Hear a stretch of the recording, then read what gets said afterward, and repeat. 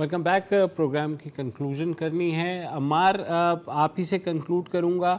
आपने जो चार्टर बनाया और आपने नौजवानों को इसमें शामिल किया सारी डिस्कशन में, हमारे मुल्क की आबादी का 60 से 70% नौजवान हैं और वही हमारा मुस्तकबिल भी हैं। ज़ाहिर उनके अंदर ये इदराक है कि जो आम पाकिस्तानी हैं उनके हकूक़ सल्ब हो रहे हैं और ये जो अशराफिया है ये सिर्फ़ अपने इंटरेस्ट को ही गार्ड करती है।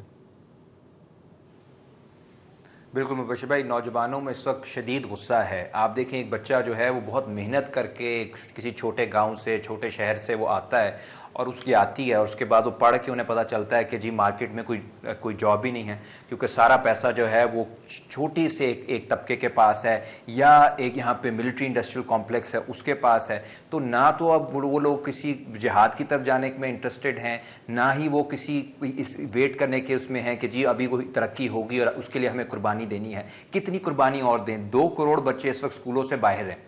इसी तरह जो आम एक नौजवान फैक्ट्री वर्कर है उसको कोई पक्की नौकरी मिलती ही नहीं, हेल्थ केयर नहीं मिल रहा, एजुकेशन नहीं मिल रही, नौकरियां नहीं मिल रहा, तहफ़्फ़ुज़ नहीं मिल रहा। तो इस सब के बाद जब कुर्बानी देने की बारी आती है कि जी मईशत के लिए कुर्बानी देनी होगी, तो उनका सवाल यही है कि इस बार कुर्बानी क्यों ना वो शराफिया दें। थोड़ी सी कुर्बानी जो है वो ब्यूरोक्रेट भी दे, जनरल शाही भी दें, सियासतदान भी दें, जागीरदार भी दें, हाउसिंग सोसाइटीज़ वाले भी दें। हर बारी जब कुर्बानी देनी है तो वो उन्हीं गरीब के बच्चों ने देनी है जिनको 75 सालों से आपने कहा हुआ है कि जी ये कुर्बानी दे रहे हैं तो इसका कभी ना कभी आपको फल मिलेगा।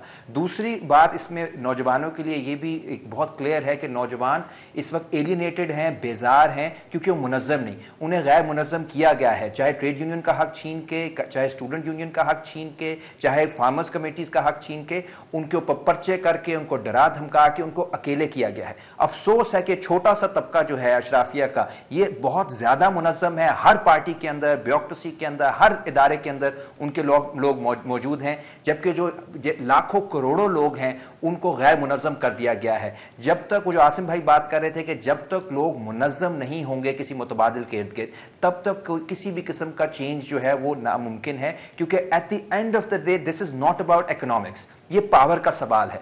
पावर किसके पास है? अगर इसी चेंबर ऑफ कॉमर्स के पास पावर है तो अपनी बात मनवा लेते हैं। हमें इसका बुनियादी अगर रैशनल चेंज करना है तो we will have to fight, और जो फाइट है उसके लिए अपने आप को नजरियाती तौर पे भी मुनज़्ज़म करना जरूरी होता है कि आपको नजर आए कि कौन आपका दुश्मन है, कौन साथी है, और आपको प्रैक्टिकली भी अपने आप को मुनज़्ज़म करना पड़ता है।